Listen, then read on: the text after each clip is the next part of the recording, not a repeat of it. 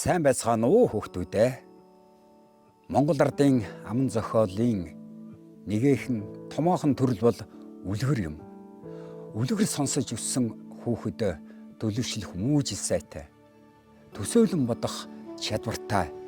Бас баатарлаг их зоригтон, бахархам сайхан үйлстэн болж төлөвшин хүмүүжидгийн учир монголчууд бид үлгэр түүхэн хүүрнэн ярьж үр хойчон өсгөж ирсэн сайхан уламжлалтай юм шүү дээ. Иймэн учир хүүхдүүд та бүхнийг үлэмжийн төгс намуухан энэ үдэш үлгэрийн ертөнцөөр тавтаа морилхыг урьж байна.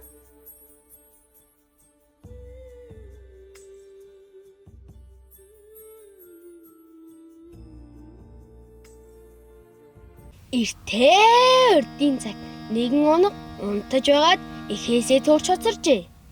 Тэр ганцаараа ижил олон сүрэг ээжигээ хайж яваад нэгэн удаа зүйлдээ таарч гин унах уудаа зүйлийг ихээ цэнэрхэн онгойлгож үзмээр санагджээ. Тэгээд уудны амиг тайлтал дотроос нь араас шүтэн жарцаасан өлөн хөгчөн гарч иржээ. Чон би чамааг идэндээ маш их өссөж байна.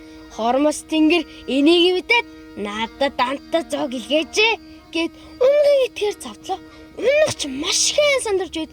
Нэгэн туулаа бутан дотроос бултас гэд гараад ирж гин.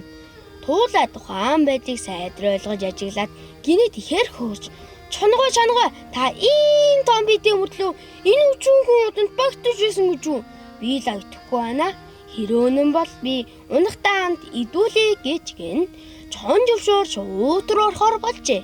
Гэтэл туулаа тэр хилээгүй юу? Сүүлчэн багтахгүй байна. Гэхэд чон сүүлээ удан тэгээд за харуу. Одоо бид хоёр гэдэндээ гэхэд унах туулаа хоёр ууд юм шарлахын байгаад хэрэрхөө давхиж оджээ. Ийгүү ганц дулаан ачаар унага чонон идүүлэх аюулаас аврагдсан юм санжээ.